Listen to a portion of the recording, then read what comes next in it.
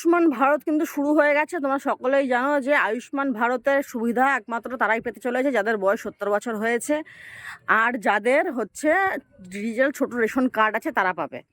তো পাবে না হচ্ছে RKSY 1 বা RKSY 2। তাদের জন্য মাননীয় মুখ্যমন্ত্রী কী ব্যবস্থা রেখেছে সেটা মাননীয় মুখ্যমন্ত্রী নিজের মুখে তোমরা শোনো, তারপর আমি কিছু কথা বলছি।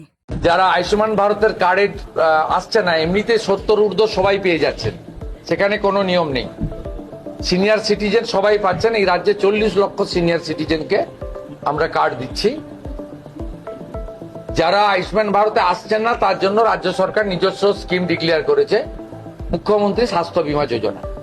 আয়ুষ্মান ভারতের মতোই গোটা ভারতবর্ষ জুড়ে 5 লক্ষ টাকা পর্যন্ত আয়ুষ্মান ভারত যে হসপিটালে বা প্রাইভেট হসপিটালে, গভর্নমেন্ট হসপিটালে পান, সেখানে সেখানে মুখ্যমন্ত্রী স্বাস্থ্য বীমাতেও 5 লাখ টাকা পর্যন্ত চিকিৎসা।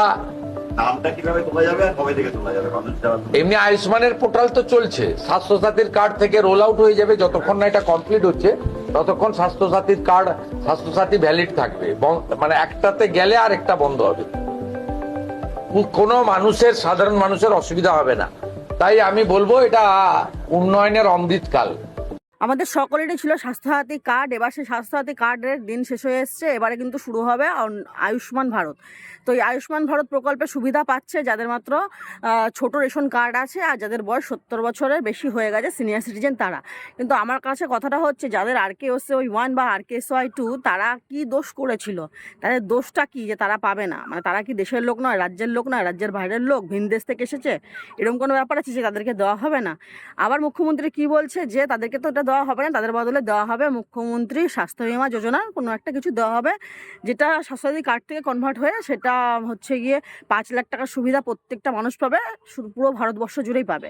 তো যখন ফেসিলিটি একরকম, সব কিছু যখন ঠিকই আছে আয়ুষ্মান কার্ডের সঙ্গে, তাহলে আয়ুষ্মান কার্ডটা দিতে কি ক্ষতি ছিল? এতে তো মানুষ এটাই বলাবলি করছে যে নতুন সরকার এসে ভেদাভেদ করছে, সকল মানুষকে একরকম সুবিধা দিচ্ছে না। তো মাননীয় সরকারের কাছে একটাই রিকোয়েস্ট থাকবে, একটু ভেদাভেদ বন্ধ করুন, সকলের জন্য একই সুবিধা দিন। ঠিক আছে, আমি বুঝতে পারছি যে 5 লাখ টাকা করে একই সুবিধা দিচ্ছেন, পুরো ভারতবর্ষ জুড়েই দিচ্ছেন, কিন্তু আপনি এটা বুঝতে পারছেন না যে মানুষ কি বলছে। সাধারণ মানুষ বা সাধারণ জনগণ তারা কিন্তু চাইছে আপনার কাছ থেকে সমান অধিকার, সমান সব কিছু। তাই সবাই ভিডিওটা একটু বেশি বেশি করে শেয়ার করে দেবেন। মাননীয় মুখ্যমন্ত্রী বা সরকার পর্যন্ত কিন্তু এই কথাটা জানা দরকার যে সকল মানুষকে সমান করে তার দেখা দরকার। RKSY 1, RKSY 2 যাদের রেশন কার্ড আছে তারা পাবে না আয়ুষ্মান ভারতটা, এটা করা কিন্তু ঠিক হলো না। নতুন ইন্টারেস্টিং লজিকের ভিডিও জানার জন্য অবশ্যই আমাকে ফলো করার পাশে থাকবে।